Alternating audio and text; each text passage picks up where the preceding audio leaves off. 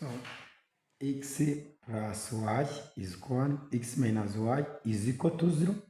Then x times y is equal to what? So according to that, we use the elimination method. So that this is equal to, when we add this, so we get 2x, this is equal to 0, is equal 1. So x is equal 1 over 2.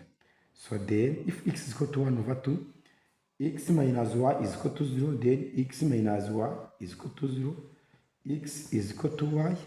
Remember that x is equal to 1 over 2, it means that y is equal to 1 over 2. So according to that, then x times y is equal 1 over 2 times 1 over 2. So this is equal, 1 times 1 is equal 1, then 2 times 2 is equal 4. Then x times y is equal 1 over 4. So this is the solution of our question. Thank you.